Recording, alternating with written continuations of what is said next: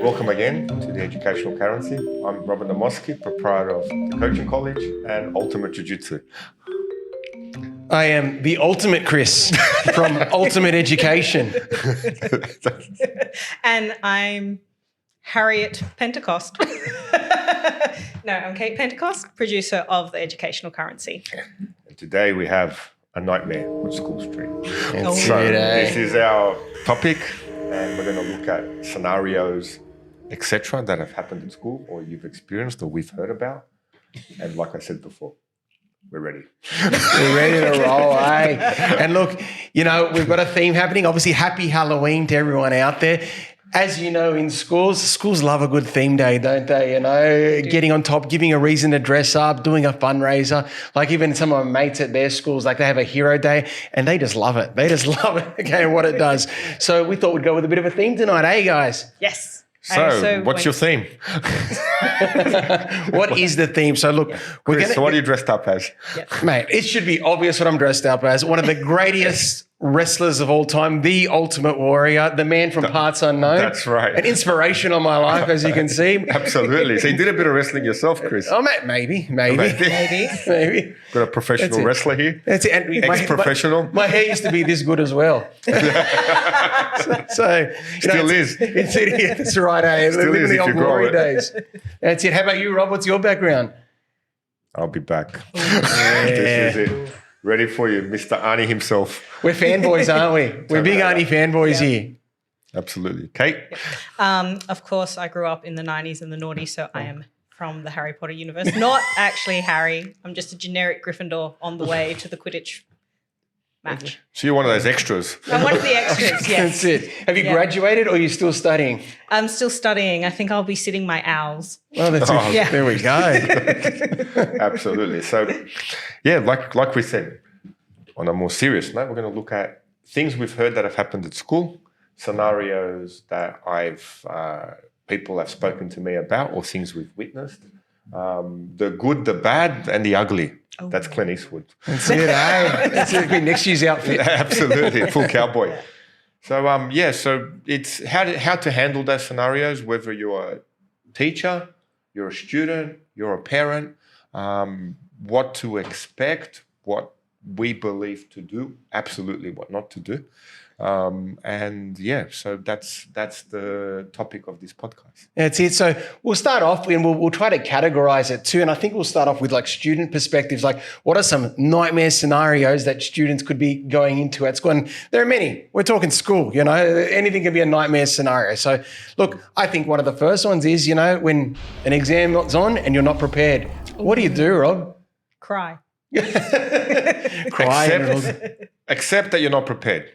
Don't stress. You haven't been stressing to now. Relax. That's the only thing you can do. There's no point. If you're not prepared for an exam, take it on the chin. That's it. There's nothing else to actually stress yourself out over. And I say this to students. You've had a good time. Enjoy that. You haven't studied. You've relaxed with your friends. You've played your video games. Reflect back on that and go, you know what? I had a good time. I relaxed. I went out. I socialized. I got better at my video game. I'm going to cop it on the chin with this exam. That's it. Own it, eh? Now, if you do change your behavior, then obviously you will see results. If your behavior continues, just accept that that's what you're doing. That's what you're doing, and don't add that extra anxiety and stress a day or two before the exam, telling yourself, I'm going to study really hard now. Studying, you do not study for a test. You reflect back on what you know. So if you're learning new material a night or two before the exam, you're in serious trouble. Yeah, it's not going to be effective. No, and always say that, I always make the analogy with sport because I'm heavily involved with it. There is no one that lies on the couch, wakes up and is fit. Yeah. It's never happened. I'm just genetically, naturally fit, so I don't really need to train. And I'll just get off the couch and I'll come first in whatever event I get into. So that's never happened in the history of anything. Sure, you may have a genetic advantage with some sort of physical activity, but you have to really train hard. And the same thing, you have to study hard. So there's never been a case where, he doesn't really study, he just gets high marks. If the person's had a very high mark, they're lying to you because they didn't study that hard.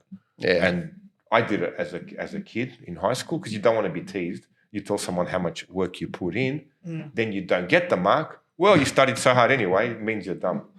So that can be a pressure that I felt as a child going through high school. Yeah, people hide it, eh? I hid it.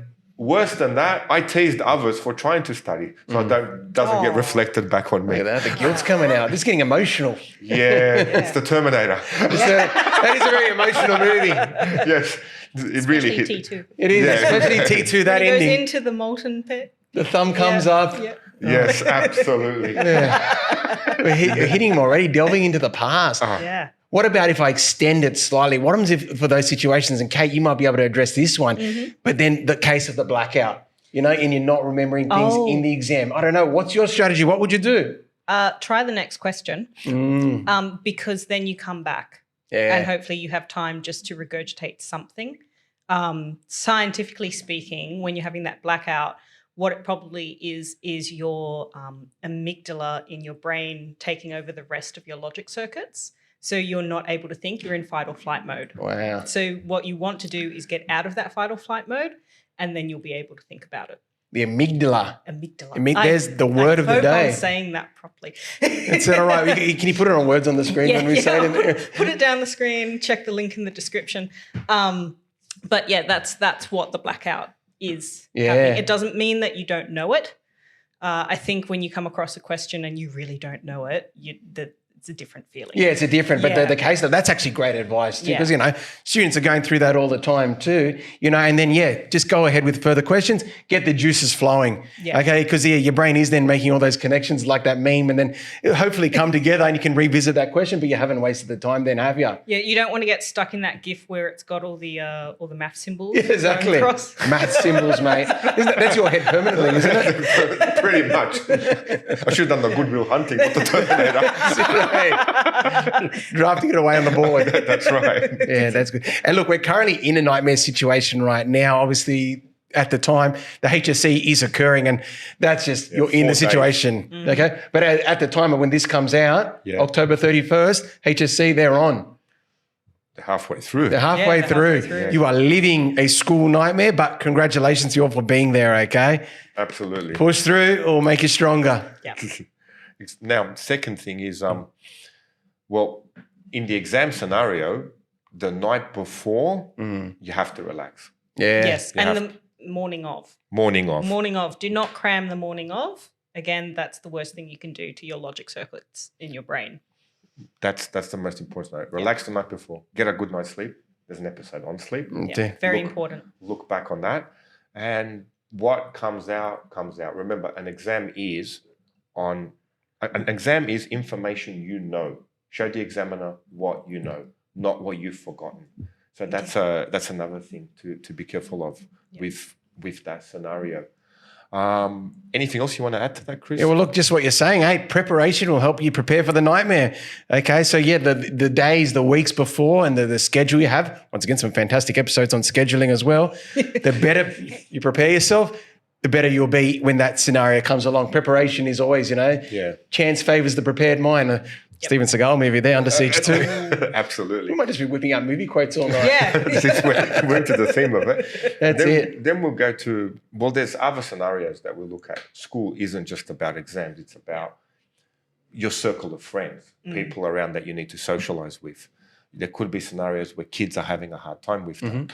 So from your experiences, Chris, what have you seen in that? Well, it's funny because, one of the points I put down for tonight's episode is pretty much in high school, anything that brings attention to yourself is a nightmare scenario. So a whole variety of situations could happen. Anything that kind of makes you stand out, especially when you're one of the more introverted types of students and people are needing to look at you, that's a nightmare scenario, whether it be called up to the board to answer a question. It could be just a simple case like that, or something happens to your uniform. At the end of last term, I had two of my boys, getting towards the end of year 12, they thought they'd have a bit of a wrestling match, all for fun and all that. But no, one of them's pants ripped directly in half, So anything that draws attention to yourself is a nightmare scenario, I believe, out there for our students. Okay, and I think if that student's listening, they'll know exactly what I'm talking about there. They have to go to the office then, borrow the used pants that are in the office there and wear them home, explain it to their parents, who I'm sure want to murder them when they get home. So there's a lot to it when things like this happen. So I don't know, situations that draw attention to you when you just don't want that attention, that breaks the norm. I think that puts a lot of pressure on young people. I don't know. What do you think, Kate, along those lines of drawing attention? Do you have any experiences like that? You just put the attention on me, which as an introvert is not my preferred natural state. Well, I think step one is no matter how much your brain takes you back to that moment, you're not actually reliving that moment. Yeah. And also that whilst it's a terrible moment for you, for most people, they don't think about it. Yeah. Or at least not in that intense context that you're thinking of it. Or, you just become that funny meme that everyone tells for the rest of their life at a dinner party or something. Remember that guy? Remember that one? Remember in year 7 with Stephen? Not remember Stephen, but everyone remembers the scenario. You've actually unlocked one that it reminded me of too, because in most cases you don't talk about him again. Like people laugh in the moment and then over time will fade. One of the worst ones, and it's not even that these people did anything wrong. They obviously didn't wear their uniform on photo day, and the year 12s have to have their blazers on. And this is in my own graduation year. So they superimposed their heads onto bodies that had the uniform, but they made their heads massive. And that is always a talking point when you get together with old people. Remember his head in the yearbook, how massive it is? So, so just anything that brings that attention to you. So, but in most cases, something like that happens, people aren't going to talk about it, or you can laugh along with it as well. I had the opposite at my school. Yeah. I had the kids with the green, pink and purple hair. It was the emo time. Had their hair color changed in the school year photo. Wow. And how did that turn out? It looked, as an adult, it looked fine in the photo. Okay. As a teenager, it was, for them, my friends of friends, it was, how dare they take away my individuality? Yeah, they conformed them. So then that made everyone remember that so-and-so used to have pink hair. Yeah, by not having the hair. By not having the hair. But again, putting perspective into life. If that's the worst thing someone remembers of you from high school, that's not that bad. That's it, eh? I think in my high school was actually combing our hair. Was a problem. No, it was for boys. It was the hygiene. Hygiene was a question mark. I remember once we were playing outside in the playground. Must have been year 8 or year 9. I forgot. We all came back in. Some of the boys let some body odor go, which wasn't quite pleasing. Yikes. But we all stayed in the room. Some casual teacher walked in, just ran straight out. I think she threw up out the door. Oh, my God. Just from the stench. Yep. Oh. Yeah, it wasn't a pleasant experience. No. Boys' hygiene's always an interesting one too, because to some boys, hygiene is spraying the links on top of your uniform, and that classifies as a shower. Okay, so it is always interesting in all boys' scenarios what they classify as being clean and all hygienic. Boys' schools, be careful. Just hold your nose. Get ready for the hygiene. Yeah. There can be situations where once or twice I had it at the school I was working, but it's a stone cold Terminator face. Yeah, you got to be. You can't react. So there's no reaction. No. Some boy passes wind, you just stone cold walk past like you don't smell anything. You don't bring attention to it as a teacher. You may open the window up. Yeah, subtly. Yeah. Subtly. And yeah, that's not bringing attention to anything else that, you do need to control the room, etc. I think with that too, on that same line, sometimes a mental game of chess too, or a Where's Wally, because you're trying to suss out who did it without giving away and usually someone reveals it in the room too. Like one of the mates will give it away, someone will overreact, to see if you can kind of figure it out too, but subtly. I know how to teach a teacher that previously, this was a fair few years back, told me one kid was constantly passing wind and this teacher had a bad stomach. So he passed wind next to him. They went to war. Nuclear war. The teacher won. This was at a public school. I couldn't stop laughing. Just destroyed him. Fight fire with fire. Mate, and it was just a quiet thing. Nothing was said. But yeah, it may not be a good thing to advise. But escalation's not always a good thing. But then you have more serious situations in the classroom where I've had the privilege where the school teacher asked me to be part of a well-being with a certain kid, and this kid couldn't adjust, and I just said to him, "Look, don't be the one that the teacher singles out. That's your goal. Yeah. Yeah. And I said that to my homeroom as well. Some of the boys, they can see they're a little bit lively. I go, come in, sit down. When you walk into the room as a student, if you've had a hard time with teachers, let someone else have that hard time. Yeah. It's not you see, your mission is, can someone else have a hard time? Not you. Yeah. Let someone else be the clown. You just sit back and watch the circus. It's not your job to control the room. It's not your job to comment on what anyone else is doing. But if you've had a hard time at school as a student, you've constantly been on books where the teachers need to sign. Okay, get yourself out of that scenario by stepping into the classroom and going, okay, it will not be me this time. Yeah. And just watch the room and see who else it will be. Deflect it onto someone else, where then all of a sudden you look like the good student. Because teachers do have that notion of, oh, such and such is really well behaved this time.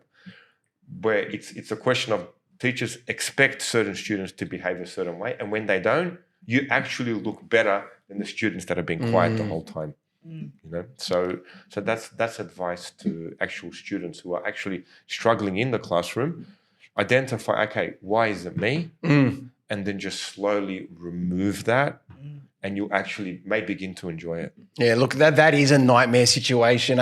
Sometimes you already know you have that personality clash with that specific teacher. A friend's had them before, you know, or an older sibling, and you're walking into it. But it's funny, as you said, if you can take yourself away and not be the target, and it could be just that teacher has very strict classroom management and they're not going to abide by certain things, or initially they might be just trying to figure you out, you know, and they're only going to be tough for those first few weeks. And then as they begin to know you and trust you, things do ease up. But let's say it is a situation where you do feel like you're being the target one. Well, yeah, don't be the target. Go more reserved. Stop doing what action is making that teacher your target. They may find another target. But I find as well, if you can change that situation, I'm going back once again to when I was in high school. I clashed with a few teachers too. In both those situations, when my behavior improved, they were the first to tell my parents my behavior improved. Okay, they were more than happy to say, your son, you know, he's come such a long way. We're so happy. So fantastic advice, you know, just if you can change it, because they were doing their job. They were strict. They were old school. But yeah, they were managing the class and that's what they do. And yeah, I was a year 9 and 10 student. I was a punish. Okay. We say year 9 and 10, that's the one where you got to watch the most. If I've had to talk to a kid twice, in 2 days in a row, third day, I sit down and have a chat to him. And I explain to him, okay, it's not personal. It's not you. I need to control the room. What you are doing will escalate the room into chaos. Yeah. Your behavior starts it and there's an avalanche behind. Yeah. So I explain to the student, that's what you are initiating. You may not realize that. That's what you are initiating. And then I ask the student, okay, you've seen scenarios where it's happened. And I get him to explain scenarios that he has witnessed where the classroom has erupted into chaos. And I explain to them, the start of that chaos is your behavior. So I have to stop it immediately. Are we clear on this? And when they agree that they're clear on it, soon as they walked into the classroom next time, I went, hey, look, he went like this. So it's a question of he begins to see the bigger picture. Yeah. So even to kids, you think they're kids, but when you explain to them a bigger scenario of what is happening in the room, they get to see the whole room now. Yeah. And they can see where that small behavior that you think is small is like a little hole in a dam. I have to stop it immediately. And usually, as professional teachers, you don't particularly hate the kid, you just don't like the behavior. Yeah. But I always like to explain the follow-up of the behavior, what happens in the room if you continue with this, and then this is why I have to stop it. And then another thing is, well, if you don't stop it, there's other consequences that I'm sorry, I will have to put you through. Yeah. And then when I've explained all that to them, there seems to be a bit more of a, okay, it's a more mature approach. I'm speaking to you in that way with a certain level of maturity that I know you can understand. And 9 out of 10 times, I do get that, yes, sir, no problem. Yeah. And it really worked well for me. It was the biggest panic class I had where, like, I was used to these top-end classes. Then I had a bottom class, first time ever. And I went, okay, how am I going to handle this? Another teacher advised me, gave me all these booklets and notes, etc. and there was another teacher there to help me with the special needs kids, etc. But you know what? I'm just going to communicate with them. Yeah. Tell them straight, tell them black and white, and just let them know my expectations. Yeah. And then I realized that the best thing was to actually explain to them what I'm trying to achieve, what their behavior is doing, and to actually cut it out. And most of the time it worked for me. I'd have to say I was lucky with that. Yeah. And look, you highlighted a really good thing about you have to address in those situations the small things, because I've seen it in two scenarios with students. It's firstly, if it's a student that, you have been having a bit of a clash with the teacher, it's, why are you picking on me? I hardly did anything wrong. Why are you calling me out on this? And then usually their second comment is, well, so-and-so is also doing it, a similar behavior, and letting them get away with it. Well, it's because of exactly what you said. It's not necessarily that you're doing it. It's because of your pre-existing relationship. You know where it's going to lead to, And so, you do have to address it really quickly. Just on the student side, don't take it personally. Your teacher's trying to get on top of it before further trouble brews, because, it will disrupt the class as a whole. And so getting it when it's at this end is the smartest thing your teacher can be doing for the sake of the whole class and for your sake, so you don't get to that level where you're doing worse things and then you're going to get into bigger trouble. So, that's a great point you pointed out there. And with teachers, if you are struggling maintaining a classroom, find a teacher that does maintain the classroom and just ask them for points and tips. It could be that one or two things and you'll be right. Yeah. You'll be sweet. You'll be surprised how quickly kids can change. Yeah. Simple things like lining them up outside, 2 lines, nice and quiet. Yeah. Okay. They're walking in, they're disruptive, line them up again. So get those 2 quiet lines at the beginning, walking in, they stand behind their desks. I realized that, okay, if they pull their chairs out, they sit down, they unpack their bags, it gets very disruptive. So I make them stand behind their chairs quietly. I mark the roll. We go to a Christian school. I do a prayer. Or if you don't go to a Christian school, you can do some sort of simple meditation that can come across, find something that comes across all cultures, and then get them to quietly sit down. I mean, even lining them up outside 2 lines, you can see who the disruptive ones are straight away. And you can almost single them out. As they walk in, here, come with me. As the class is walking in, you can have a quiet chat to them. So even that quiet chat centers them and just get them to sit next to you. And I find that all the time works really well. If they're disruptive outside here, sit next to me. Oh, why am I sitting here? Maybe I like you. Maybe you're my favorite. I just want to be close to you for some reason. Yeah, we can get to know each other. Yeah. You don't want to be my favorite in the classroom. No way. Maybe we can hang out at recess. Yeah, those little things, but they make a difference. Absolutely. You focus on the little things and they'll make a difference there. So as a parent as well, when your son comes back home, this teacher's always picking on me. Yeah. Now, your son or daughter may explain to you their version of a scenario. A version. Yeah, a version, but you don't see the big picture of the teacher in the classroom. Yeah. So as a parent, just be careful just coming down to the school, ready to protect your child from a teacher that's supposedly picking on them. I'm not saying that the teacher maybe won't be picking on them. There could be a character clash. That teacher could be going through things in their personal life that may reflect back on into the classroom. Because remember, teachers, we are human. Yes. It's not going to be perfect, where the slightest of mistake, you've got parents coming screaming down and wanting your head off. Yeah. It's almost like anything we do slightly wrong gets amplified. See, I told you. Yeah. And then they've got to understand that too, even at its most basic level. You got to understand the teacher's job is to teach the class. So that's what their goal is. They're trying to do that.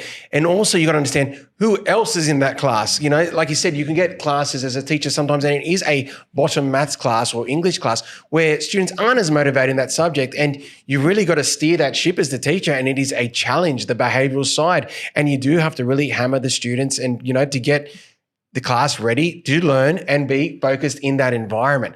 Okay, so just have those things in mind before you do battle the school. But what I'd also say too, that situation in itself, that's a nightmare scenario for parents. When you do get phone calls from school, and then you do get worried, is there something wrong with my child? Is there an issue? Is my child being picked on? So they are nightmare scenarios too. And I think the key in that situation would be communication, wouldn't it? Oh, yeah.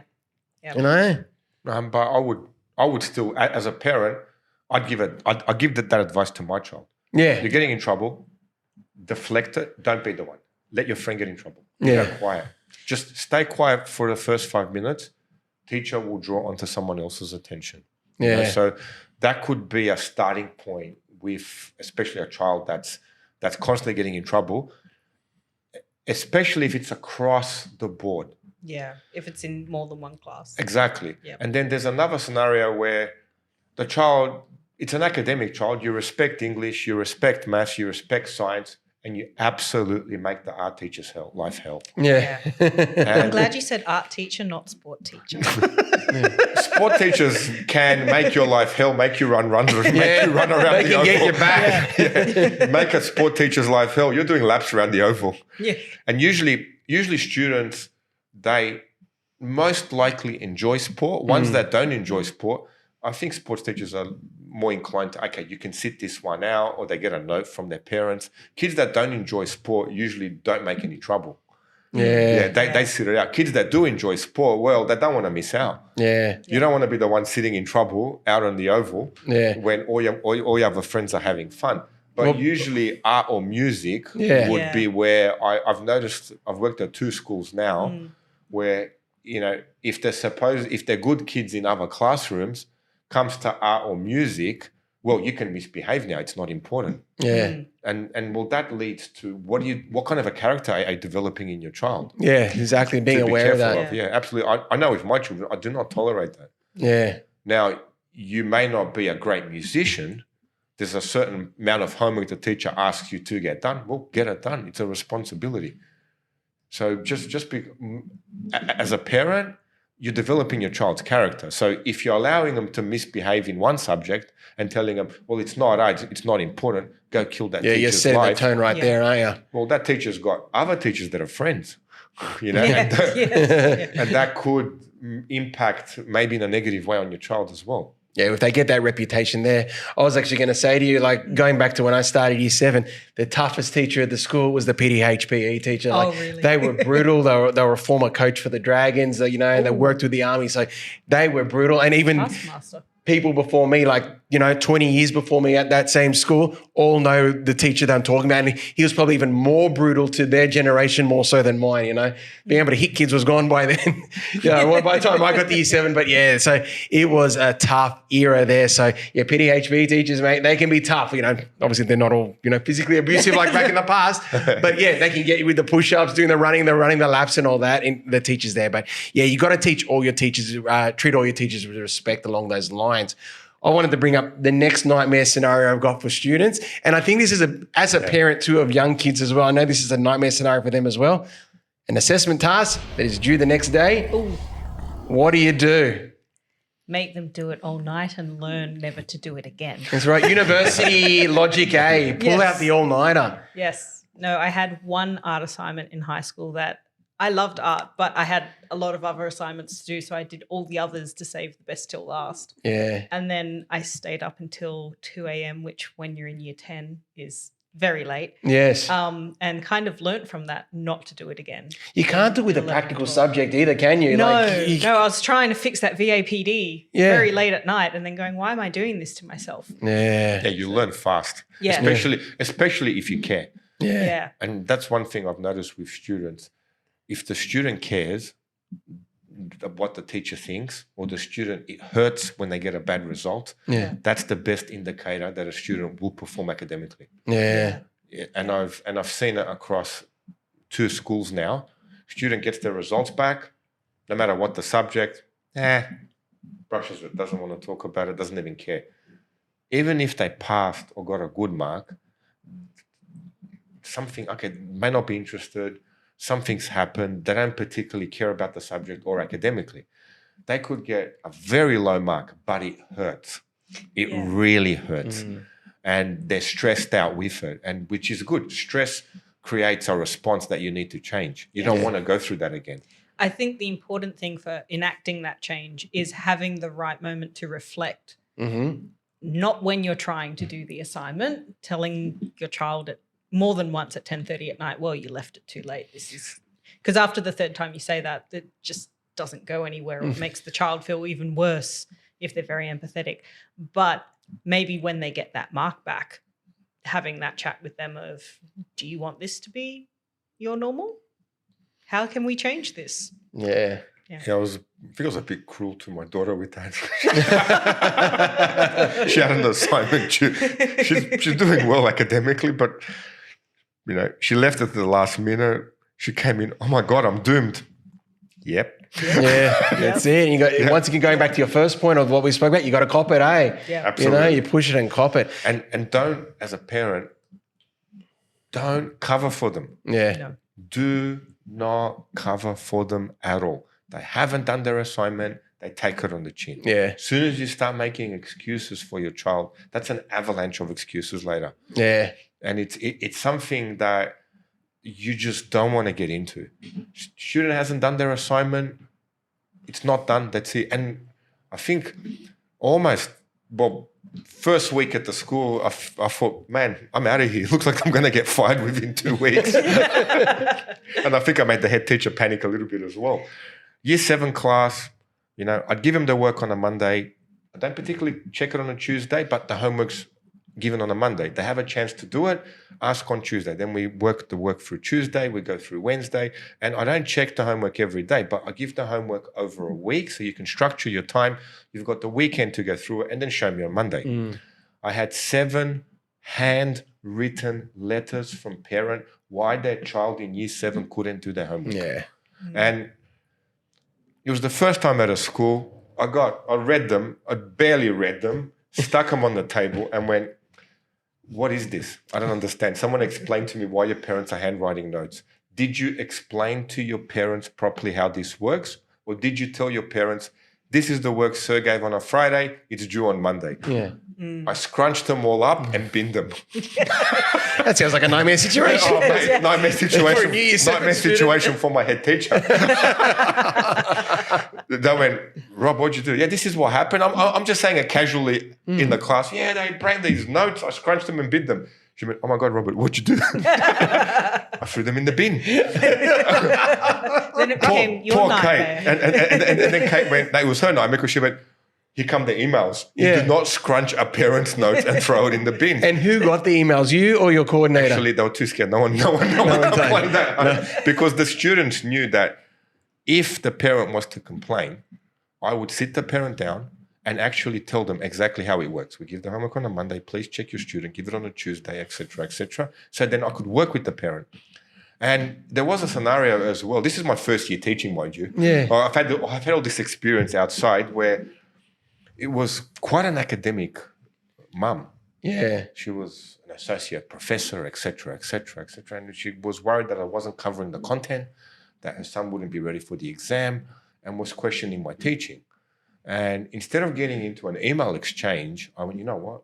I need to call this person. May I call you? No problem. And when I spoke with the parent, I outlined what I do. So here are my notes on a Monday. Your child brings them home. These are the examples your child gets. These are the questions that follow. Can you just follow it through with them and make sure those questions are done? Can you do half an hour with them Monday, Tuesday, Wednesday, Thursday? Give me another hour on Saturday. Give me another hour on Sunday. And as I spoke, I think the mum understood. She understood that I'm actually putting an effort in.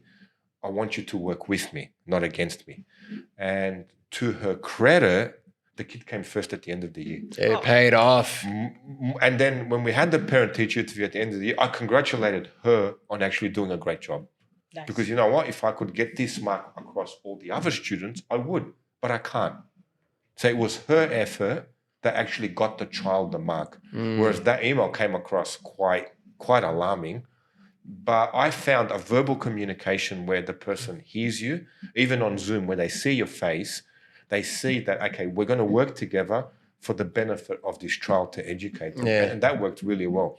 Whereas another scenario I had was another child where they complained, that they bypassed me and complained to the assistant principal about this time it wasn't working fast enough. Yeah.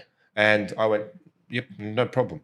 Now, when the complaint came back to me, I went, well, they're complaining to the assistant principal. I don't think they wanted to complain to me. And I went, oh, can you please give them a call?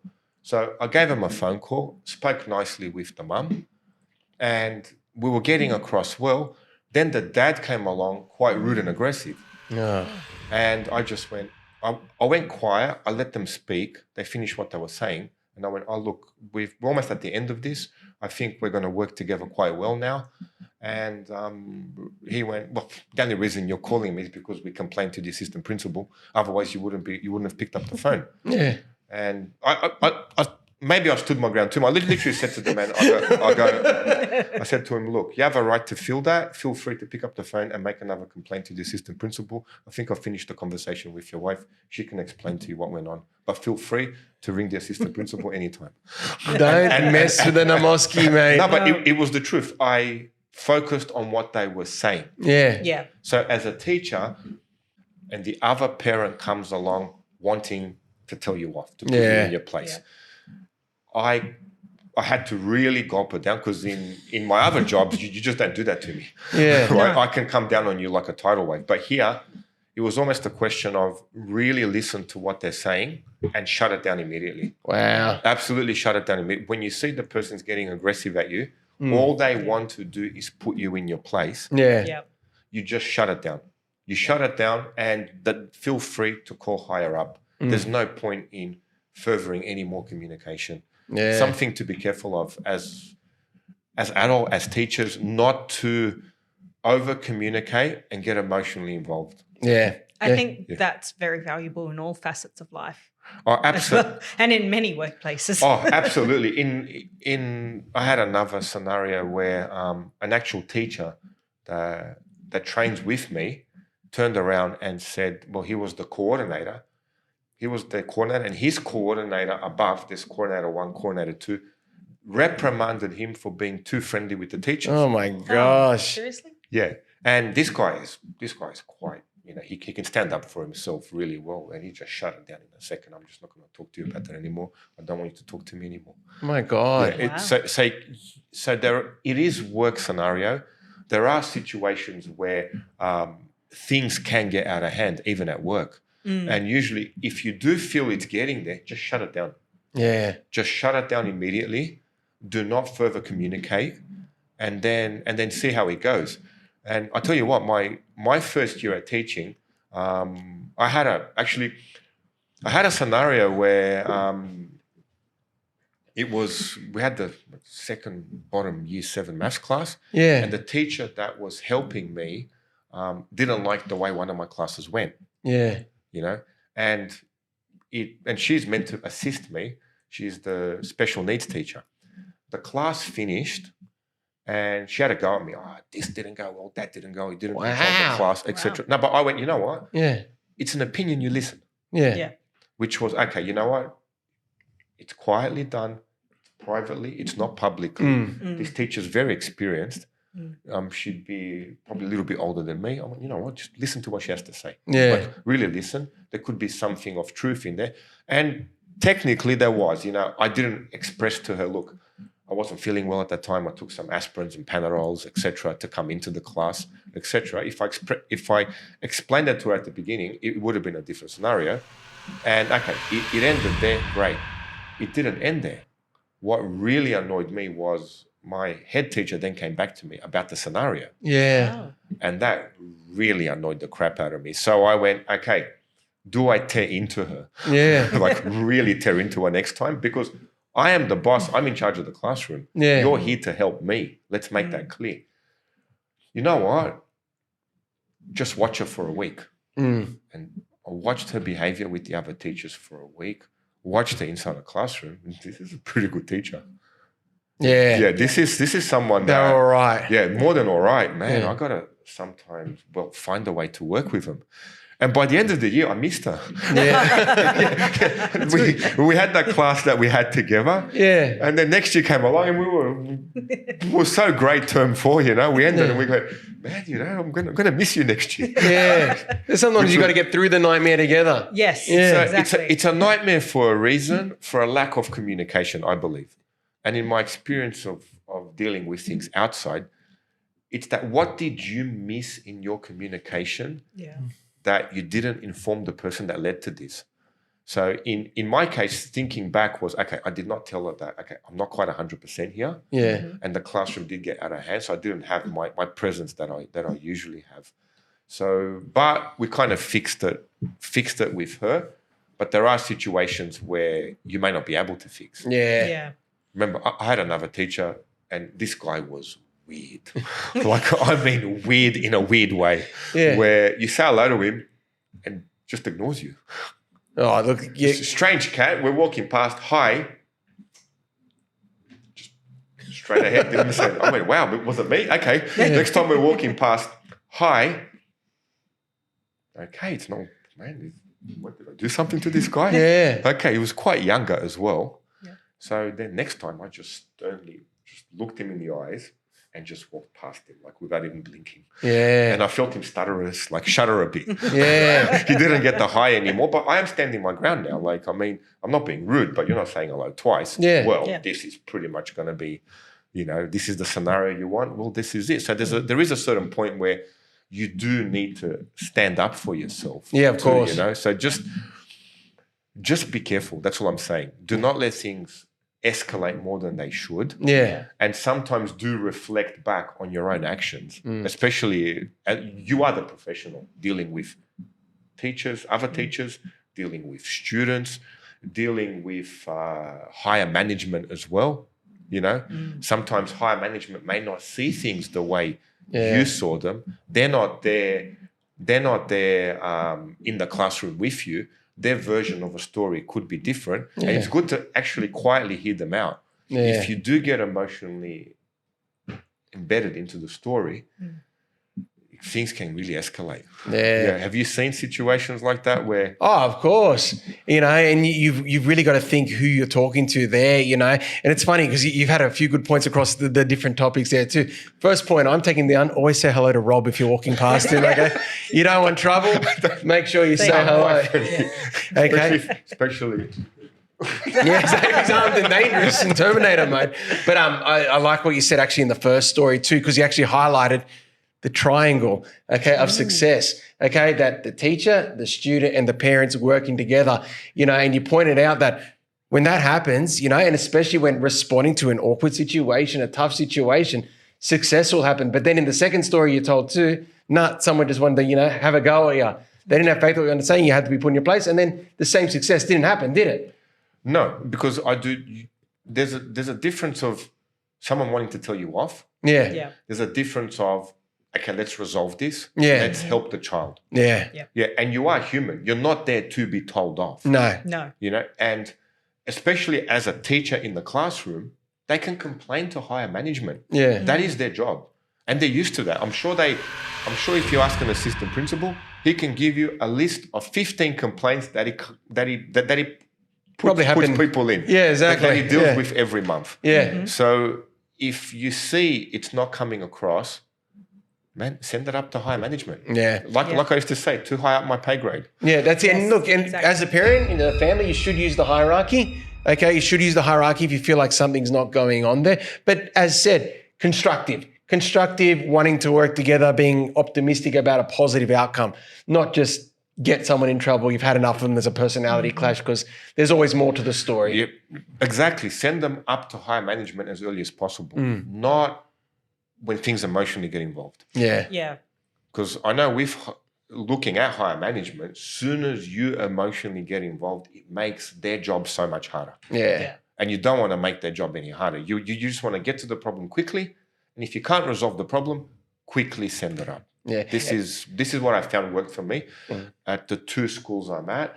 But it's obviously a professional opinion that you're giving there too. It's not even just in teaching. You do have to kind of remove your emotion from a situation and try to think logically and pragmatic about what's actually going on, what outcome do we want to achieve, regardless of how your emotions are feeling in that moment or how they've been brought. And as a teacher, sometimes, take it on the chin. Yeah. Yeah. We had a scenario now recently where kids were playing soccer and we were watching them. But we let them play on a big field.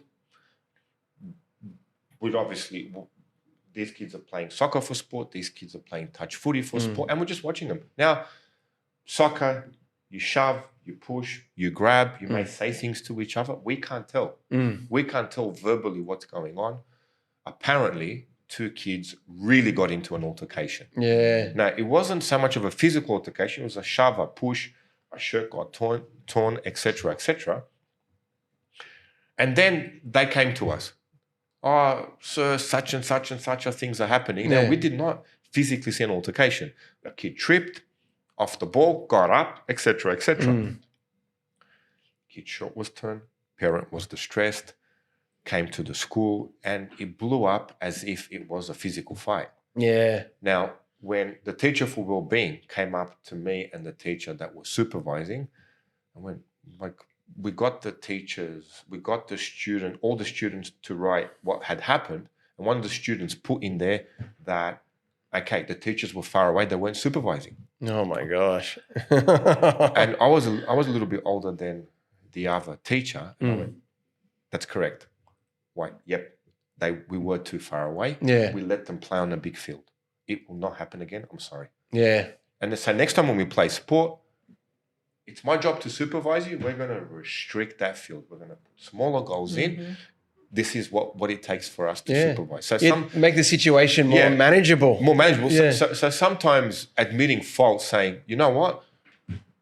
That's correct. They were too far away. Yeah. We do let them play on a bigger field. You express why you do that, and you express, okay, great. And I told I told the lady in charge that, you know what? It's fine. It won't happen again. Leave it to me. And she realized that, okay, that scenario is dealt with for her with the teachers. Now, I know, don't make her job any harder. She needs to deal with the parents now. Yeah. So it's not a question of, especially dealing with higher management, you resolve it straight away with higher management and then let them deal, the year coordinator needs to deal with the parents now. Your job has ended, even if it means admitting that little bit of a responsibility for it, and then adjusting your behavior later so it doesn't happen again. And then they need to, smooth it over with the parents and let them know what happens. So it's a question of, okay, what have I done? Okay, great. It won't happen again. And then you can really, in our case, we're going to bring the goals a lot tighter. We're going to make the game, where we can actually watch and supervise. The students are not going to like it. But I'm sorry, you're just not mature enough. We tried it. We made a mistake. It was our fault. Yeah. But it's not happening again now. Yeah. Even us as teachers, sometimes we've got to take it on the chin, but then we've got to adapt so it doesn't happen again. Oh, absolutely. Yeah. As I highly recommend that, not just for teacher, for anywhere else. See what you have done. Yeah. Now, if you turn out to higher management and go, you know what? You're right. I will do this differently. To higher management, that problem's solved. Yeah. That problem is solved. You don't want to bring conflict back up at them. No. Yeah. Yeah. It's the last thing. They've got so much on their plate. They're dealing with what has happened in that scenario. They're dealing with the backlash of everything else. You can see if there is something that you have done. If you haven't done anything and you're pretty clear on your statement, then you're clear on your statement. Yeah. Like you sometimes, people can be malicious. Yeah. Like I remember watching that TV report where it got so bad where parents were criticizing a principal on social media, slandering him, ended up with a 5-year court case. Wow. For defamation in northern Queensland. Yep. I mean, northern Brisbane, But when they were interviewing the parents, like this parent's quite vicious. Yeah. Like even in his interview, he sits there at the principal's office and he's proudly saying this, going, I put them in their place. Yeah. And they asked him, how'd you put them in their place? Well, I told the assistant principal to look out the window. I want to talk to the head, not the ass. Oh my gosh. Make sure you censor that. Sorry, I want to talk to Sound the head, effects. not their behind, So straight away you realize, okay, this person is vicious. Yeah. There is no communication. Now can you please leave? Yeah. Yeah. You and sometimes as a teacher, you just reach that point where, okay, communication is broken. Yeah. We're not getting anywhere here. You need to shut it down immediately. Send it higher up the food chain. Yeah. And You have to. let them handle it And that way. Again, a good life lesson for a lot of things is focus on process and outcomes, not personalities. because you can't always solve for personalities, and sometimes personalities are the problem. Like you were saying, you had some clashes with your teachers. I had a few teachers in high school that I still don't care for their personality. Really? Yeah. I thought you would have got along with everyone, Kate. No, I got along with 99% of my teachers. Yeah. There's a few that I would not say hello to in the corridor. Wow. But yeah, focus on, particularly if you're a parent with something to discuss with the school, process and outcome, not raking the parent, telling the teacher off to get back at them, because you might feel like wanting that, but it's not the best outcome. Oh, it's almost like sometimes I've seen it's a sense of accomplishment. I took down the system by taking down the teacher. Yeah. Yeah, it's not a place you want to be. Yeah. And you don't want to be labeled that parent. No. Yeah. Straight away, teachers do talk and they go, such and such. Yeah, that's that parent. It also becomes a bit obvious when it's the parent's own life lessons coming through rather than the student's experience. Their kind of background and they're kind of bringing it to their student situation 100%. Yeah. But I'll tell you what, I've seen it in the tuition center where parent complains, and I ask them the one thing. Okay. How often do you complain at the school? Yeah. And the conversation goes very quiet. Yeah. I'm just asking, this has been the 6th time. Yeah. And I am trying to listen to your story, but how often do you complain at the school? And in the tuition center, it's quite easy because they get frustrated and then they leave. Yeah. And it's almost like, thank God. See you later. It's very easy. Yeah. But at the school, you're stuck with them. Yeah. And you don't want it to become a habit. It does nothing for your child. Yeah. Now, you may think you've told the teacher off, and higher management does let you tell them off. That's the thing I've noticed. They will take it on the chin for the school, but at the end of the day, nothing productive has happened, and it could be even slightly detrimental to your child. Yeah. You don't want to be that child with the difficult parent. No way. No, because once again, it brings the attention back to a previous point we said, and nobody wants it. Oh, absolutely. And then your child feels empowered that no matter what I do, my dad and mum are just going to come and scream the place down. And then they don't know what they've created then, because they've got that even after high school with their child. Then you can complain to the magistrate how you don't know how your child got here. Yeah. God. Yeah, that can be a scenario as well. God. Look, I'm now going to change the tone a bit, and I'm actually going to reflect on as well. One of the nightmare scenarios that I always hated, and actually did happen a few times at school, and I wonder if you guys are ever in this situation too, having to use the school toilets to do a number 2. Oh. I reckon that's pretty high up on the nightmare scenarios at school. I don't know. For myself, I don't know if you've ever been, obviously, all boys school, all boys toilets. You do not want your pants touching the floor. Okay? It's just disgusting. I don't know. Were you guys ever in this situation? Toilet paper, do the whole thing, cover it nicely. Oh. Lock the door. You didn't have a lesser used bathroom to have the... No toilet way. block? No, it was the one toilet for all the boys in the school. Basically, I would bring a toilet paper roll to school.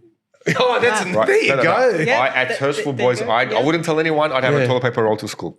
Who says we don't give good advice? That is amazing. That's a good one. Nobody knew I had it. Yeah. I'd go to the toilet, to a door that locks, Yeah. line it up with toilet paper, Yeah.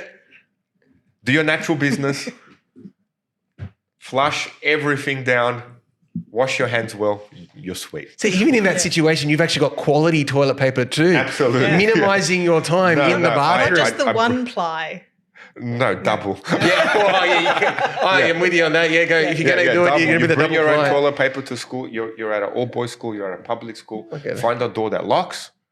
Bring your own toilet paper because toilet paper is always gone. Yeah. Yep. Well, that's what I was going to say. Sometimes that's the bit where you're lucky if there is toilet paper. I knew from year 7, Yeah. I had that scenario ready in my bag. Yeah. Nobody saw, nobody knew to this day. First time I've admitted it. Far out. because I didn't want anyone borrowing it. Yeah. That's it. Yeah, so you've got to keep it secret. Secret. For girls, always carry a few extra tampons and pads in your bag.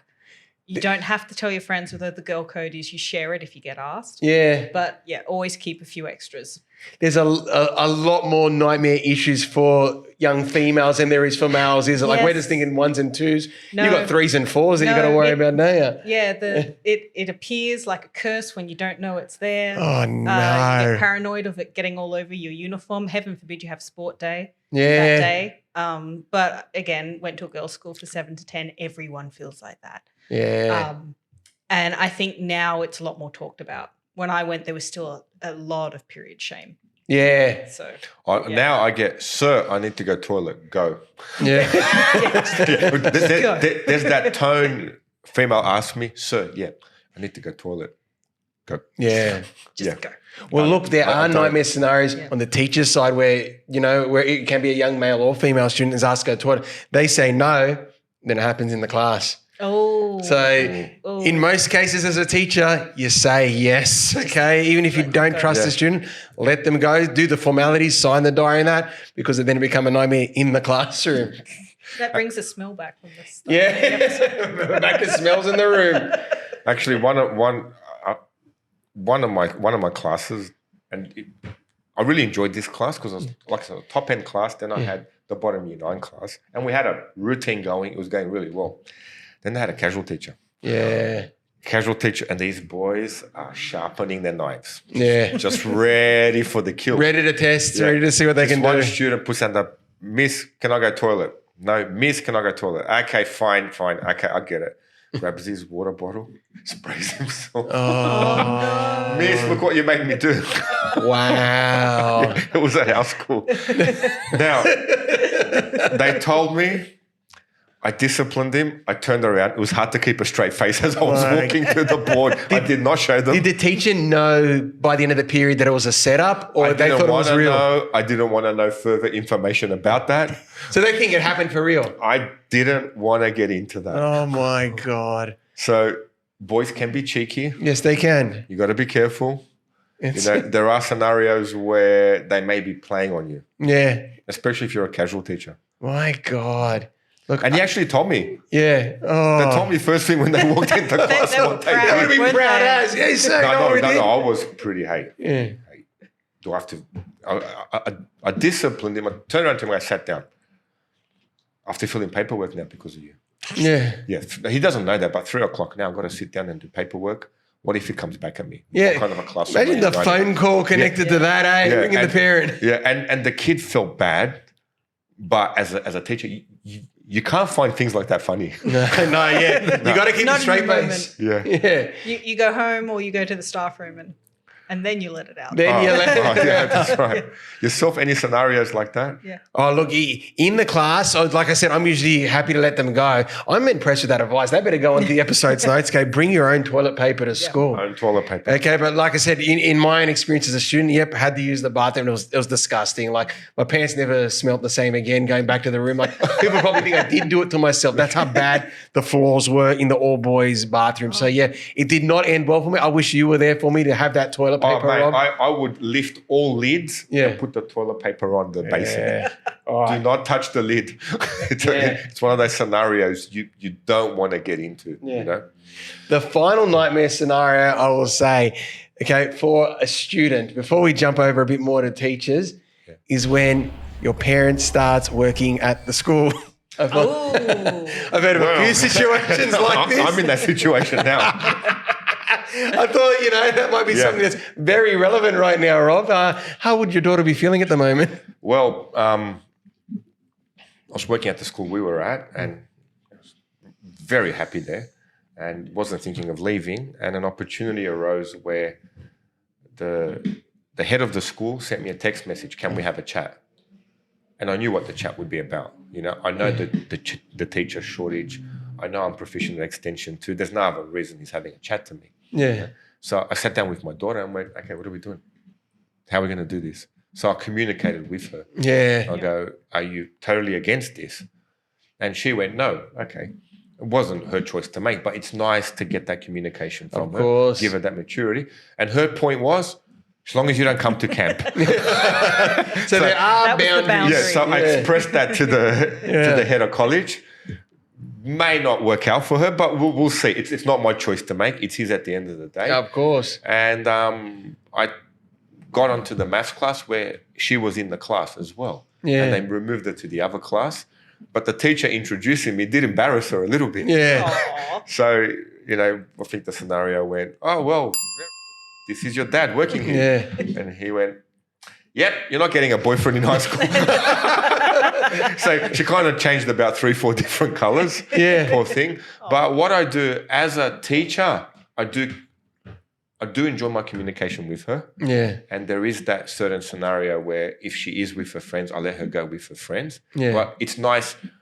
For me, it was the one reason to start working there, so I can have that, those memories with my daughter. She gets an award, she gets the award, I get to see it. Yeah. If there's anything that, when my son comes up or my daughter comes up, if there's any issues, I can get to know the teachers and deal with them. So it was a contributing factor for me to actually come to the school because my daughter is there. And that was one of the big reasons that I did change schools. Otherwise, the school I was at, as we loved having him. and they'll take me back in a heartbeat straight away. So I did see the advantage of that, but I do have to give her privacy and her space. Yeah. So it's that question of, obviously there's a conflict of interest. I do not mark their papers, set the exams, etc., and we've outlined that. But so far, in my case, it's been a positive experience, and I did want to give it a go. For that reason, creating those memories with your daughter and the rest of your children as they get there. And my sons when they come up. It is a very common scenario. And while for young people, it can be very awkward at first too, because I've even heard of situations where the parent just started working at the canteen or, as an LSO supporting at the school too, not always a teacher, that their friends are always like, oh, hi, so-and-so's dad. And that becomes their name too. And, once again, drawing that attention to them too and all that. But in most scenarios where I've seen it happen, and I may very well be in that situation too in a few years' time as well, it's always more positive than negative. You are there to keep an eye on your child and see those great milestone events and be involved. So it always does end up being more of a positive, but in those hectic teenage, run the thick of puberty years, maybe it can be a bit of a nightmare for the young. Well, that's a podcast topic in a few years. Yeah, that's right. We'll revisit. We'll revisit. So maybe on Halloween again. Do a sequel. Yeah, well, sequel. That is something I'll need to address. Yeah. But then the head of college, in this case, there's a principal that runs the both primary and high school campus. There's a principal, then there's a head of college that runs the high school campus, and there's a head of college that runs the primary school campus. Yeah. The head of college's daughter is in there as well. She's been there from year 7. And he said the same thing. She knows as soon as we step into school, it's teacher-student. I'm teacher-student. Not dad and daughter. Off we go, Yeah. But my daughter does get some advantages. I bring her acai for lunch. The acai. So she was quite happy with that. So I think so far it's been a positive experience for her. But can I predict it will be? I do hope so, but it's not certain. And look at the years ahead there, a rocky road, whether you're at the same school or not, with young people going through that age bracket. Yeah. Exactly. But I'm judging if there's going to be issues, being at the school, you will find out straight away. Yeah. Yeah. It's and plus we are teachers. Even if you're not at the school, being a teacher, working with students, you do have that advantage with your kids, I believe. Yeah. So if you're in that situation, just accept it, okay? It's going to work out for you, no matter how awkward you feel. Well, look, we'll jump over a bit to the teacher side now. And look, one of the first ones I have to say on behalf of my peers, because I know they'd all be ready to pick on me if I don't say anything, a nightmare situation for me. I'm a trained TAS teacher. I'm not actually a specialised computing teacher. I'm the broader TAS. I won't go anywhere near a bench saw. Okay, I can't stand using them. It looks just like danger to me. I don't know. I see the worst case scenarios. I watch too many horror movies, and I should mention that on a Halloween episode. That is my weakness at a school. I won't go near a bench saw, preferably not a construction or woodwork class either. Too many sharp things for my liking. So that is my nightmare scenarios. If I had a timetable and it listed me down as a woodwork teacher or anything like that, I'd be in quite a situation. So I had to become really good at computing very quick so they'd make sure they wouldn't give me those classes. That might have been the motivator. I You didn't think. want it's a good thing. any thumbs going missing? Nah. The worst thing I've ever happened, and look, accidents do happen all the time in these classes, is the worst is a chisel into the hand. Oh, yeah. Okay, I have had a student hit their hand with a chisel. That's probably the worst case scenarios. They see the woodwork room and you can see all the dangers around, but they don't get it with the food tech room, the amount of dangers in there. Yes, there are sharp knives and they can identify that, but they're dealing with gas and fire, and there's been situations happening in school, students catching on fire and burns happening, hot oil. So just the danger of those environments too, and you can tell why people don't want to become tech teachers. So many hazards. I don't know. What do you think, Kate? Well, I had the glory. I was very good at textiles in high school, and I actually sewed my finger. Ooh, what too? From the sewing machine. Oh my God! What were you actually sewing? pieced- I pieced was your sewing. finger? Or? So I've been sewing since I was 4, so I know my way around Skilled a sewing sewer. machine. Yes, very skilled. Not to toot my own horn, but I was doing the stupid thing of I was sewing some very slippery silk satin fabric. I hadn't pinned the whole thing. I was sewing very fast because it was a very long straight seam. It was a skirt. And I was overly confident with the machine. Yeah. And the tip to sewing is you don't actually look where the needle is, you look in front of the needle. Oh, okay. And so I was looking even earlier than you should have been because I was lining my thing up to sew the straight line. Yeah. And didn't realise my finger had gone where the needle was. Whoa. How much pain were you in?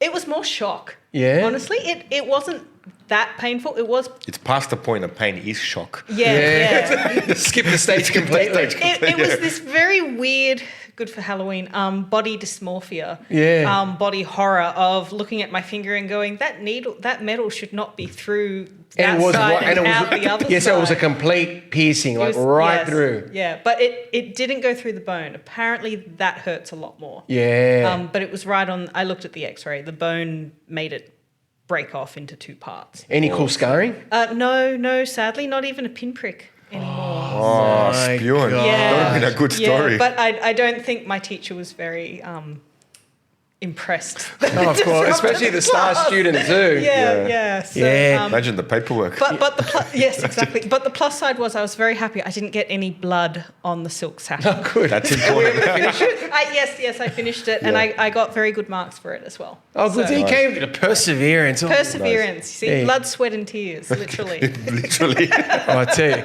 look, any tech teacher, they've all got stories like you that. have Just to. Yeah. things happen, students, you got to be careful, okay? Yeah. Any area of tech, textiles, food, woodworking, computing, No electrical matter hazards. your skill. Yeah, no Don't matter o- your skill. don't Well, yours was a overestimate state of yourself. overconfidence, Yeah, I eh? was overconfident. Yeah. Yeah, and that's when things happen. I don't know, Rob. What about your end? What's the nightmare situation for you on the teacher's side?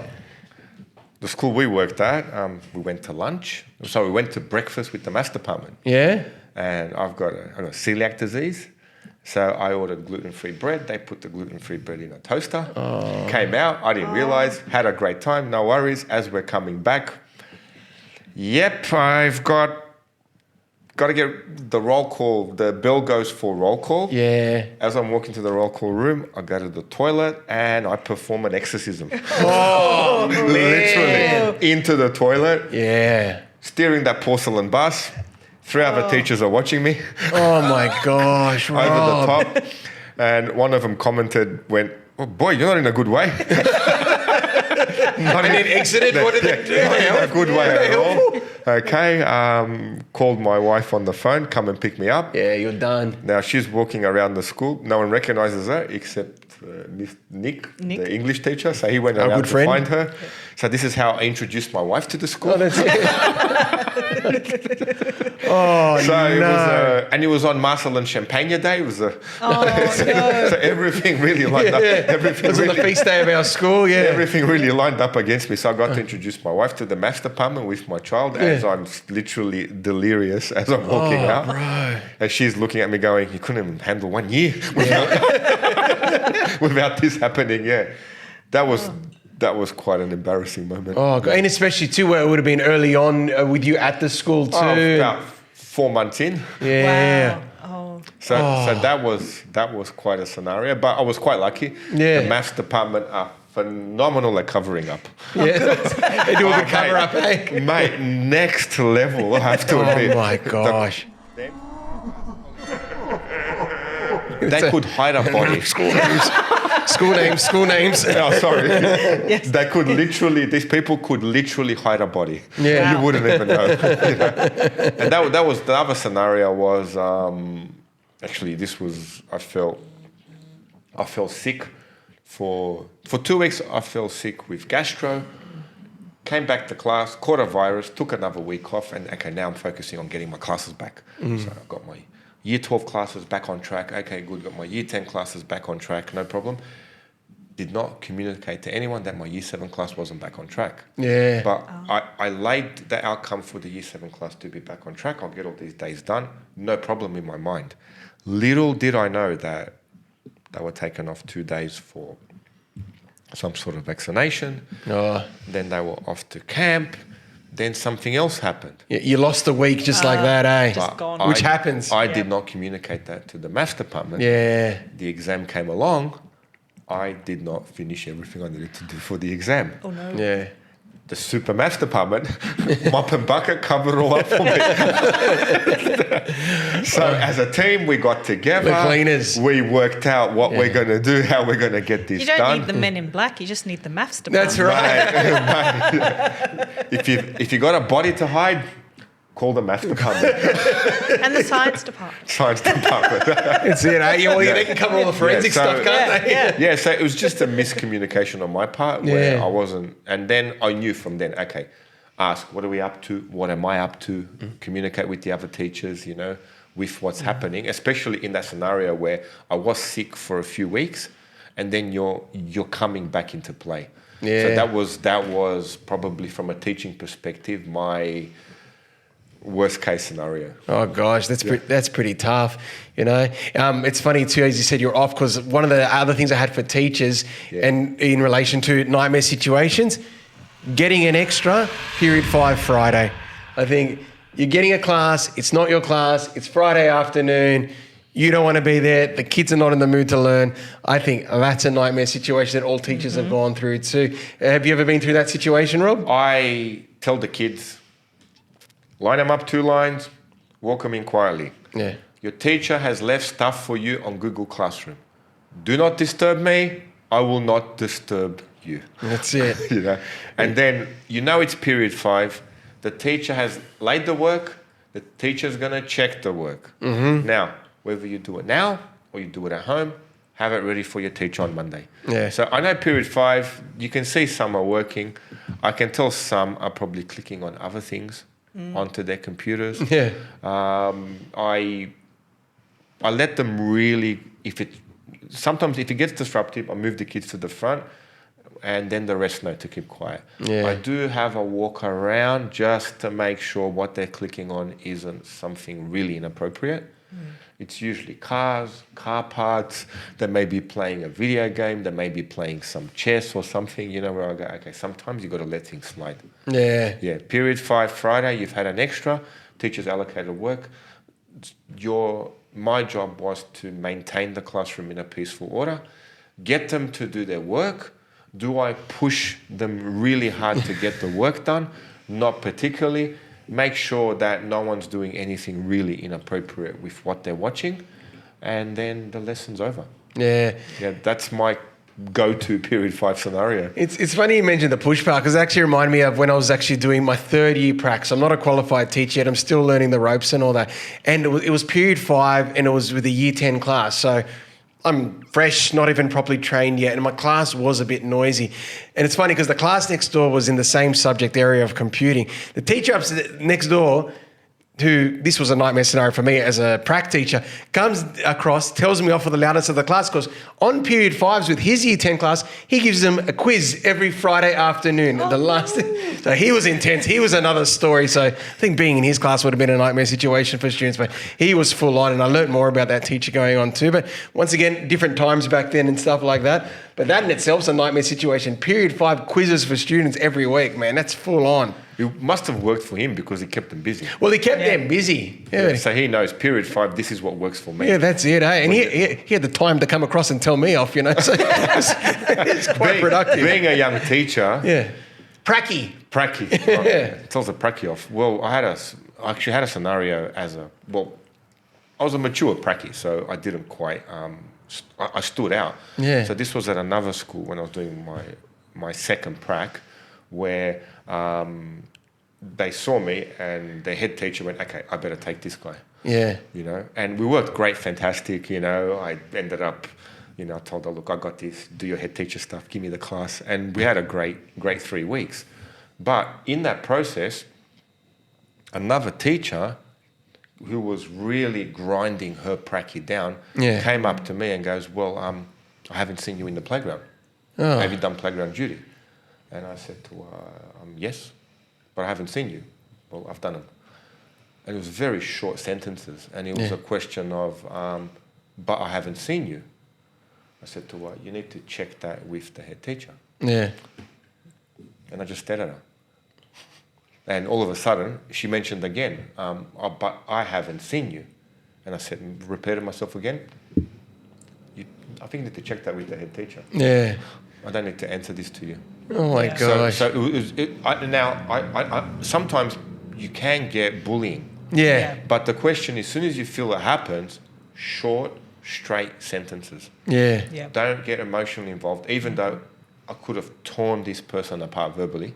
Yeah. Like really just crushed them, being older and more experienced. Yeah. But that person was testing the ground. Yeah. Okay, can I really put it on you? Yeah. And so keeping short, sharp sentences, answering what they're asking in a very direct way, and then repeating your answer. Yeah. And this person really felt uncomfortable. Yeah. Because he reached a point, I'm like, this, you know, I'm not going to repeat myself.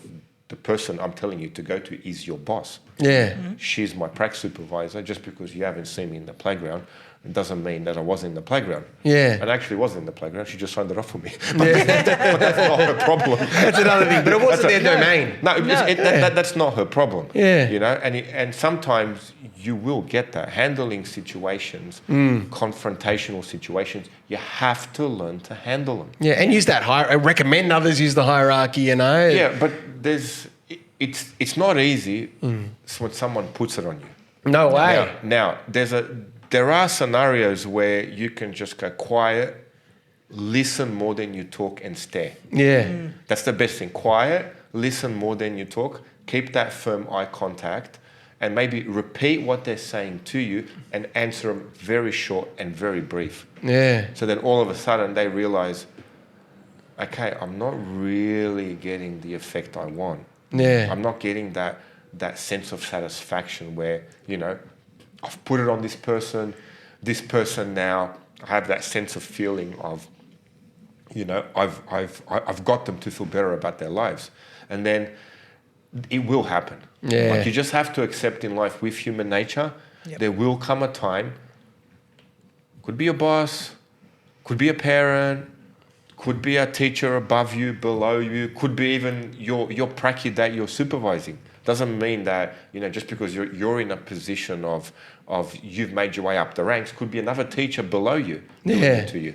You know, it's just a question of being ready for it. Run it in your mind, what you would say, how you would say it, and the best lesson is getting caught out. Yeah. So having someone make you feel that way, where you're actually feeling crushed a little bit, run that scenario back in your mind and say, you know what, there's an opportunity there for me to go, yeah, no.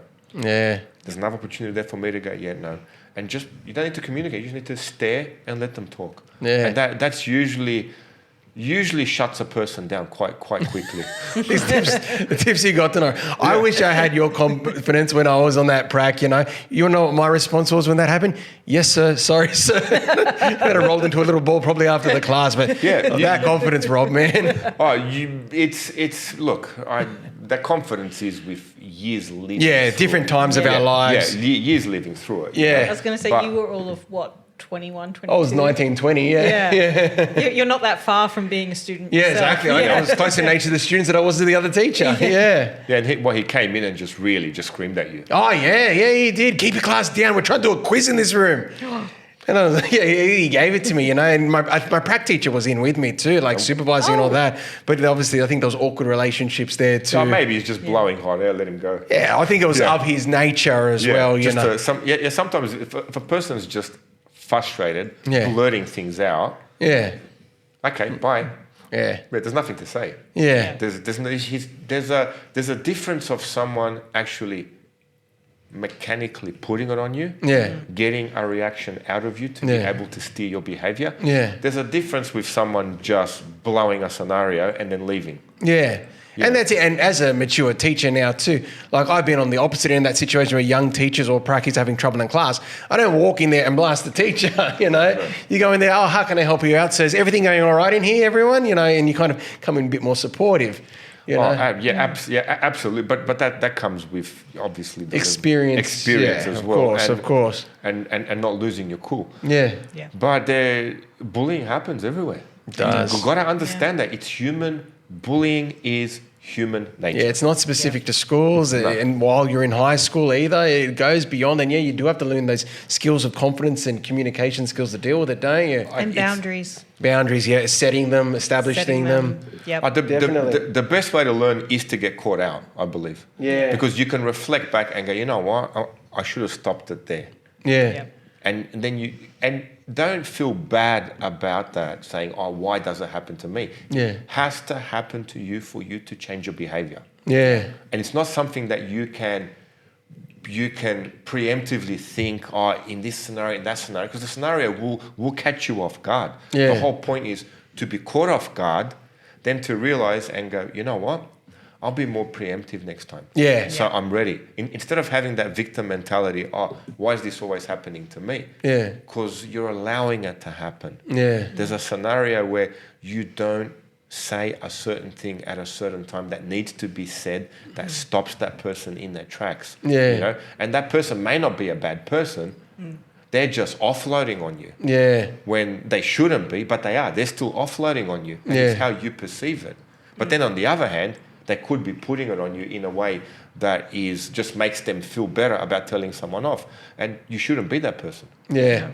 No way. No No chance. way. You get through it and, you find those more positive situations, don't you? Oh, absolutely. Yeah. 100%, Well, look, now, once again, from the teacher side too, and you might be able to reflect on this from your time as a student too, Kate. The other thing that can trigger a punishing day is your fire drill, evacuation drill, and just try to come back. Like, what was the responses when you were at school? When that kind of thing happened, how was the response? We had a period where we were getting quite a few bomb threats. Oh, my God. I remember that. Well, there's Yeah. wow. Which is like worse than a fire drill. Yeah. And they're legit. We're not talking drills. You're talking... Well, the police had to come and clear out or check the school, which takes a few hours. Which I remember at one point, it was like the third one in 3 weeks. And I was like, I just wanted to do my history test today because I studied for that. Yeah, especially the preparation you would have been putting into it. Yeah. So, sorry, what was the question? Oh, I was going to say, so I was just Yeah. speaking from the drills perspective. You've actually got incidents happening. Like I was saying from a teacher's side, like those happen, and it's not that, like, I understand that they're regulatory requirements. You've got to do them, undo that. But then almost the rest of that day, there's no coming back. No, especially when it's an off-site thing where you've got to leave the grounds and all that. That day is done. It's gone. I just relax, enjoy the day. Yeah, that's all you Just can do enjoy the after. day. Okay, I remember our fire drill. Yeah. Okay, gentlemen, we're up. Everyone off to the park. Yeah. Yep. So steer them to what was allocated. The instructions they give us for the fire drill, you're ready for it. Yeah. Okay, we're walking this way, we're walking out that gate. I will meet you all outside on the grass. Yeah. And I personally tune down the discipline a little bit Yeah. because I don't want to burn myself out. Yeah. Like this is another scenario. I'm not here to march them in like soldiers. No. So you got to sometimes let things go. Yeah, of course, and have that on it. But it's funny, you highlight a perspective from students that I didn't even think of too. Like, they have been prepared for certain classes and all that. And some of them are probably frustrated that they're going to be missing those classes and missing out on that work too. So I'm glad you were able to highlight that there. So that can be one type of punishing day. The other type of punishing day, which usually is preemptive, is kind of what we're doing right now. Theme days at school. Your mufti days, your dress-up days. they're fun, they're great, they raise money, and they can be great for community. But yeah, they can sometimes be a hard day to teach. Yeah, you got to ramp up the discipline. Yeah, you do. But it's hard to ramp up the discipline when you're dressed like this. But you give them the warrior press stand, maybe, I don't know. Right, I dress like this. That's it, eh? Yeah, it's that's like everything else, you know. Don't burn yourself out. No, yeah, you got to wear it and get involved with what's going on, don't you? Sometimes you just got to let things go. Yeah. Pick what they say. Pick your battles. Pick your battles when you're in there. Absolutely. Oh God, you know. So look, they'd be probably the big ones there in relation to teaching. Are there? I don't know. Can you guys think of anything else? What else? In the teacher perspective, things No like coffee machine. no coffee, which someone's actually, I think I actually had that and I missed it. You did. Yeah. Okay. Yeah. Either coffee machine out of action, no coffee on site, or moving to a school where there's a coffee machine. I think they could all be very. Well, I moved to a new school and I'm used to these super facilities at this old school. Mate, that coffee machine was God's gift on the planet. I'd hit the button, I'd get my little coffee, I'd get my large coffee, you can get your mockers, everything was happening. It increases productivity, doesn't right. it? Like, wow, Hey, now obviously that's a super funded school. You go to a smaller independent school. I missed that coffee machine. Get back to Nescafe, mate. Oh, well, for Father's Day, my wife found a portable one because she really wants me to stay at this school. Obviously, I'm dropping my daughter off and picking it up, and I'm really enjoying it there as well. Yeah. So she found a portable coffee machine where it's like for a camping where you charge it in the batteries, you put your coffee on top, put the coffee underneath. It's like Rambo style. Pour your water in, hit the button, and I've become super efficient at it. And the teachers at this new school are going, wow, looks interesting. So I get my freshly grounded coffee, make my ice long blacks, and I'm good to go. No chance of a themed fundraiser day to raise money for a coffee machine? There is a coffee machine there, but I think this school is so close. It's so close to Rockdale that they just walk and get their coffees. Yeah. So usually one teacher does the rounds. Everyone want a coffee. Yeah. They grab the coffee. They come back, etc.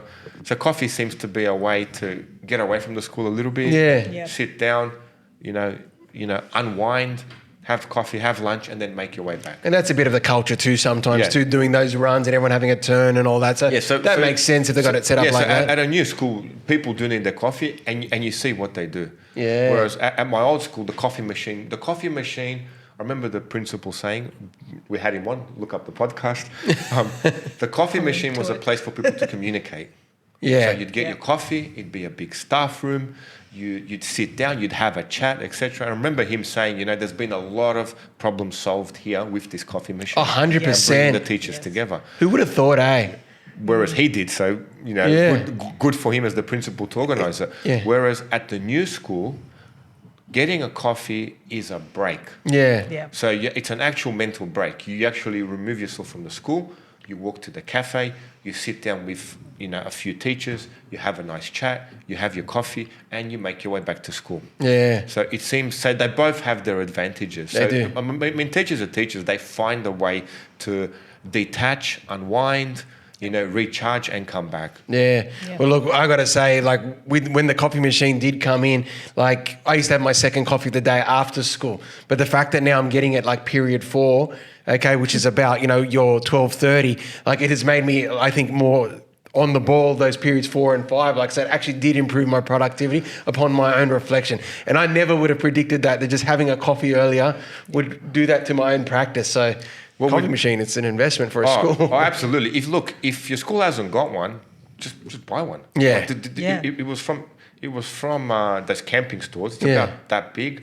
It charges with a mobile phone charger, and you put nice grounded coffee, filtered coffee straight through, and takes less than 2-3 minutes to set up. You can get a sponsorship for this coffee. Yeah, can we get a sponsorship? Well, look at that.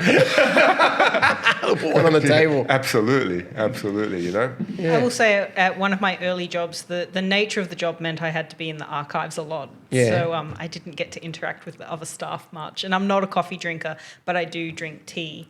And then because I was preparing loose leaf tea in the kitchen, so you've got to wait 2-3 minutes at least for it to brew properly. Suddenly I met a whole heap of people because everyone else was coming to return their coffee cups or to make their own cup of tea. And then you just talk about things that aren't work. Yeah. So there's a lot of value in a good coffee. It is a social. In a hot beverage. It's important to socialize. Yeah. Like we can tell as teachers, first thing you look at well-being, how social are they? Mm-hmm. You know, that's the biggest indicator of well-being. And now, when I was a new teacher at My school? at your school, man, socialize. Yeah. Okay, where are they going? Okay, who are these people? Get to know them. They get to know you. Yeah. They get comfortable with you. You get comfortable with them. And I've actually made good friends now. Yeah. It's more than just socializing. All of a sudden, you know, they call you out. You want to go out. Yeah. You know, you want to see each other. You want to relax and hang out after. Yeah. You know, which forms a very happy workplace. Yeah. And now at the new school, I went, great teachers are teachers, man. I mean, they're great people. There are great people here too. So I remember now at the new school, the head teacher took me for a coffee. We sat down. We had a break. We had a walk around Rockdale, grab some lunch, get to know each other. He wanted to get to know what kind of person am I. Yeah. You know, who's he got working here. So socializing with teachers in a school becomes very important. Yeah. And you do need to make the effort to do that. Of course. In you saying that, though, and I think you brought me now to what I reckon is my final nightmare, and you actually just inspired me by saying that. This has happened to me 3 times in the last 3 years at my workplace. Workplace nightmare, when one of your BFFs leaves your school. Okay, obviously Rob, it's happened this year. Sorry, Chris. And twice in the 2 years before. Okay, you know, I think that's a nightmare for everyone. And you know, you're on your own. You're a bit like, oh, I don't know. It's happened to you, Kate. Yes, yeah. You lose your work husband or your work wife. Yeah. Yep. It's not an easy thing to leave a good school. No, it really isn't. I tell you the truth. I'm very happy where I am, but the same thing, I do miss where I came from. Yeah. You know, he misses you, Chris. Huh? Yeah. He misses you. Yeah, I do miss it. You know, like there's, you know, obviously I opened up a new chapter. I'm 100% committed to the new school. You know, I'm all in there. Yeah. But I did come from a very good place to work. Yeah. And your heart does miss it. Yeah. You do. Like you miss those friendships, but then too, you're happy seeing your friends grow and expand, you know, and, you know, you still have it. It increases your network too from that aspect, but you do miss those jokes and those mucking around and, you know, all of that. And even the students kind of pick up on it too. They can see it there, you know, but I think that's sometimes a worst case scenario in school, you know, and not at school, in any profession. Yeah. When one of your friends goes, I think that's a workplace nightmare. I remember us when they told us that at the school where you're at, we were working at, when the principal was changing. Oh, yeah. Man, we were shattered. I actually told him, he was quite surprised. We're at the formal and I was speaking with Simon. I go, you realise when they announced it, there was that jail stare down at the person that announced it. If anyone's getting stabbed in the room, it was him at the front. that quietness went through the room, and everyone's eyes were just fixated at a focal point at the person announcing that the principal is leaving, and it was quite a tense. I love the electricity in the room. It's that beautiful body language of everyone just getting deflated. Oh, and he just kind of stumbled back a little bit. Oh, we are going to find someone great. Yeah. No problem. Well, that is one in itself, losing a good boss. You know, I think that's a big hit too, because, you know, it's not always easy finding a good boss. And, you know, just at a Yeah. professional level and at a personal level too, like that can be a big hit too in any profession. Yeah, go on. Oh, I was just going to say, when you're in that in-between period where it's been announced that the boss is leaving, but you don't have the new one yet. Yeah. That's quite a limbo to be in, because you're missing them, but they're not gone, but they might not want to sign off on new things. Yeah. And then you've got all the emotions as well. It is. Why are you leaving? It is just this limbo state, isn't it? You know, and look, my new boss hasn't started yet, and I'm very optimistic that he will be fantastic. I want to make that clear at the time of this episode, okay? Sort of make that very clear. I'm very optimistic. Yeah. But to Simon's credit, you know, you have to say, look, you know, he did a great job. Mm-hmm. You know, of the 5 years, it was quite popular with all of us. And then when they did announce he was going, it was very interesting. Yeah, it was quite the reaction. I mentioned it to him and he was like, really? Okay, yeah, mate, it was on. Yeah. But like everything comes to an end. Yeah. Yeah. Like there's a point where no matter how long you're working at a school, could be 40 years, there will come a point where you will stop. Oh, like you have to. Opportunities happen, other circumstances happen, and life is a journey. Life you get pulled happens, in, even pulled in retirement different directions. That's right. Yeah. Yeah, nothing is forever. But the most important thing I believe is that human nature, that human contact, create the friends, create those positive memories with the people you're working with. Yeah. And that's what life is about. I And believe. keep in contact with the coffees. Yeah, that's it. Maintain it. we still keep in contact. Lucky we see each other every week. No, more than that. We're good friends, And I'm lucky to have made good friends at the previous school I used to work at, and we still do socialise. I get called out for dinners, etc. Where you get to hang out as teachers. Yeah. I think that is a happy ending to our nightmare on School Street. I think all good horror movies have a happy end. Absolutely. No one got terminated. No, and as No. the great man once said, we'll be back. We'll be back. Okay, thank you guys. Thank you very much. I'm Ultimate Chris from Ultimate Education. Harriet Potter. And I'll be back. Robert Namoski. Thank you. Thank you. Thanks.